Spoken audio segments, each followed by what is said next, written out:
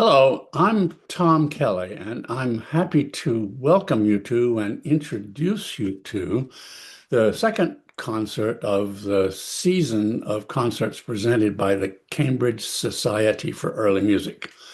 The Cambridge Society for Early Music was founded, well, it started with a guy named Erwin Bodke, who began giving concerts in the Houghton Library at Harvard in 1942, and that morphed into a series of concerts at Sanders Theatre in Cambridge, and ultimately was organized as the Cambridge Society for Early Music, which has been operating ever since.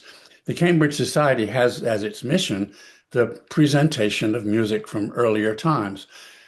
In the early days, that was very weird and unusual and strange, and partly because of its efforts, early music is much more familiar nowadays, and we're used to a lot of medieval, Renaissance, Baroque, classical music, now very often played along historical principles using authentic instruments, whatever that might actually mean, and so on.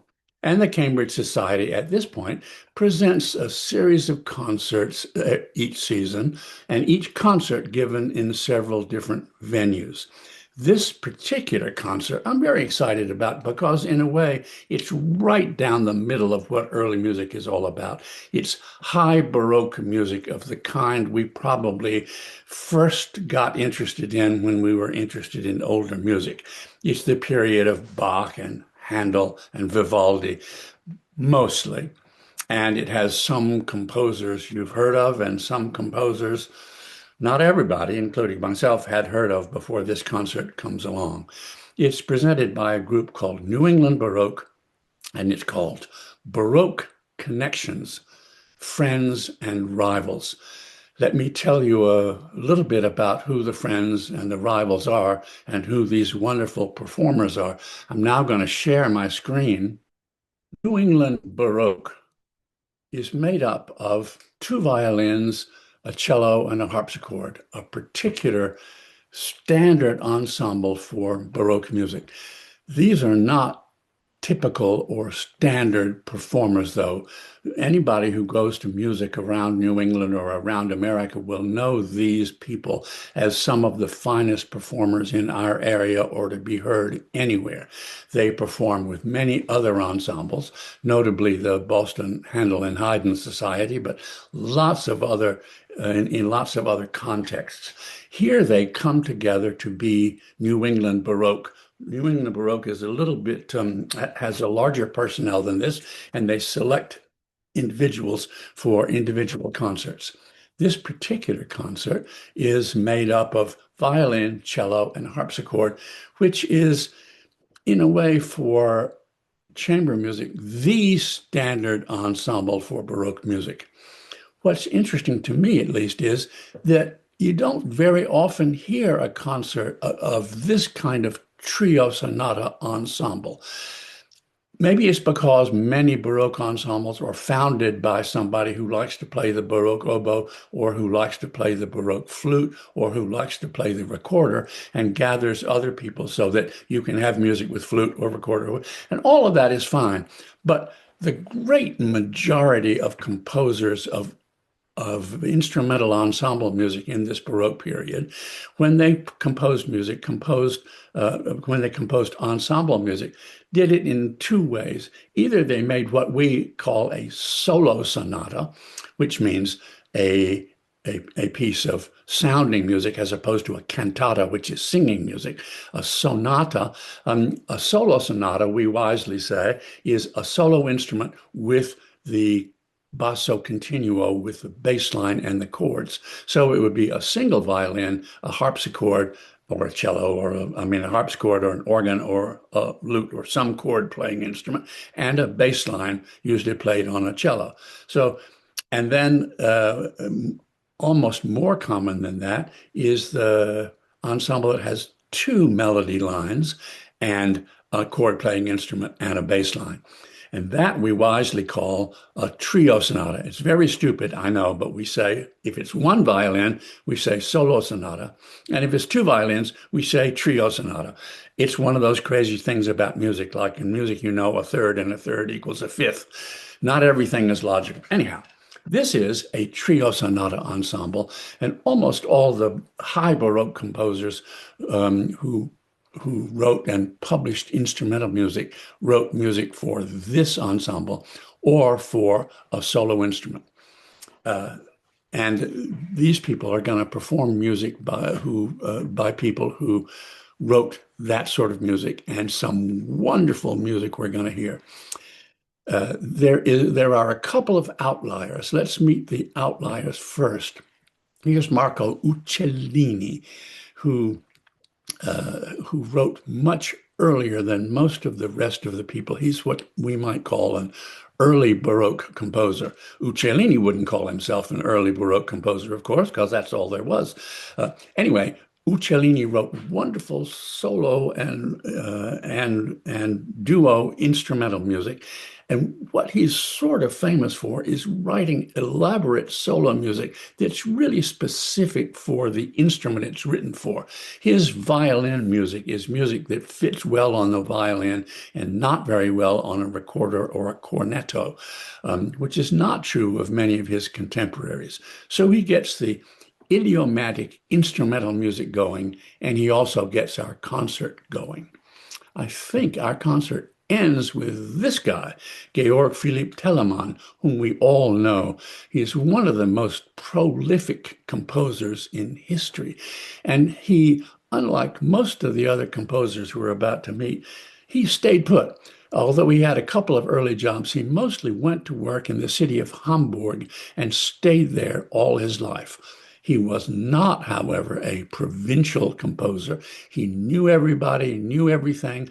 Everybody knew his music. It was published, engraved by him personally, and sent all over Europe. He was friends with Handel. He was friends with Bach. He's sort of the culmination of high Baroque music. But unlike most of the other people we're going to meet, he stayed in one place. A lot of the rest of them moved around. All of the people I'm about to introduce to you, in a way, look pretty much alike. They look like guys in knee breeches and buckles on their shoes and great big white wigs on their head, but they are different from each other. One is Antonio Caldara, who is a Venetian. Well, he comes from Venice, but he's part of what we're going to meet, what you might say is the Italian international network of musicians, composers, mostly connected through opera houses.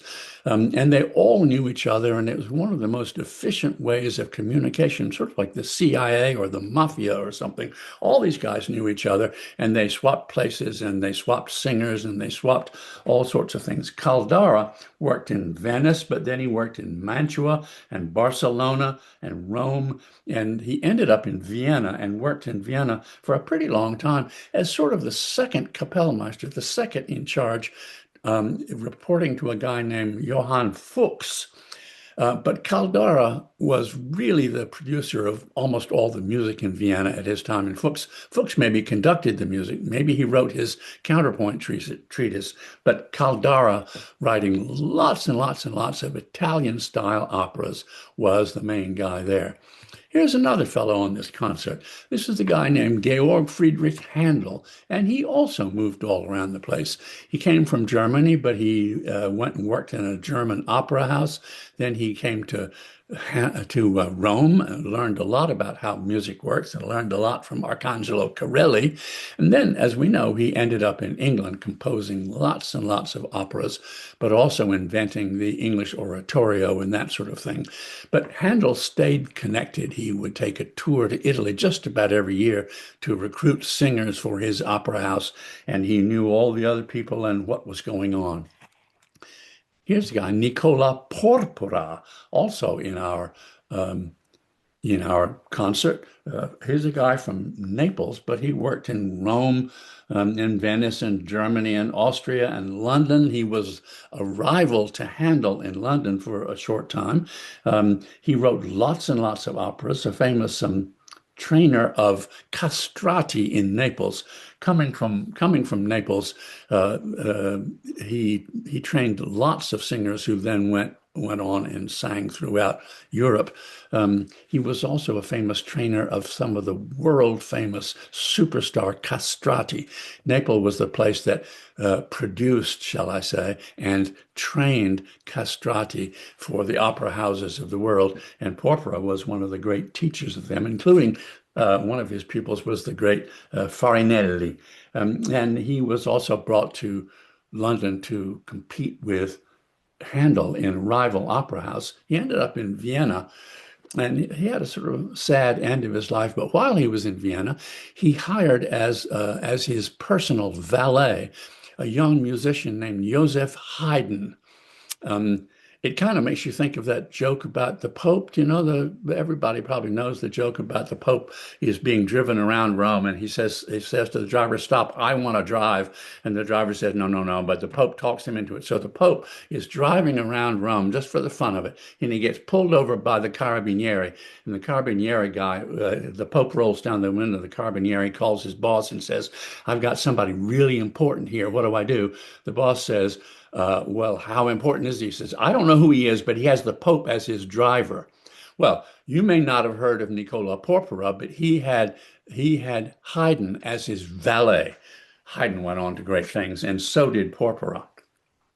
Here's another person, Antonio Vivaldi, a composer from Venice who trained the young musicians at the Ospedale in Venice and wrote lots and lots and lots of pieces, operas, motets, concertos, ensemble music of various kinds. And he actually set the style for a certain kind of high Baroque concerto that Bach and all sorts of other people imitated and took on as the standard style.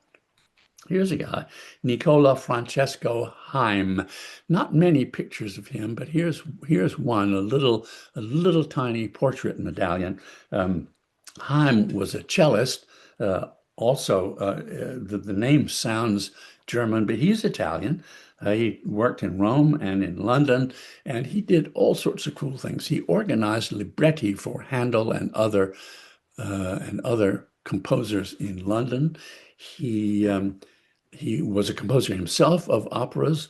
He did the libretto of Camilla for the composer Bononcini, which was one of the most famous operas, at least in London and in most of Europe. He also had an important art collection. He was a publisher, and he published a series of books with his own illustrations of the historical coins owned by the British Museum.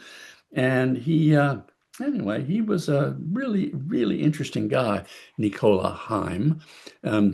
This is said to be a picture of Haim. It's Haim sitting at the harpsichord.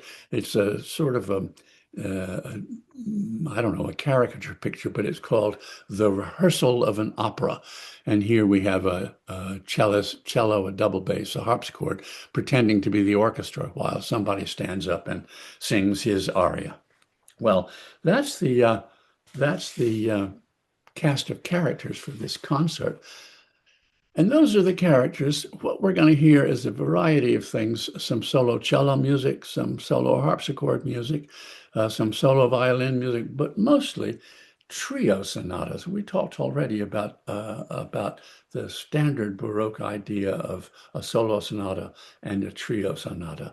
And of this kind of music, there is an enormous amount, and people generally understood how a trio sonata is supposed to go. It should have several movements, generally a slow movement, a fast movement, a slow movement, and another fast movement. That's one possibility.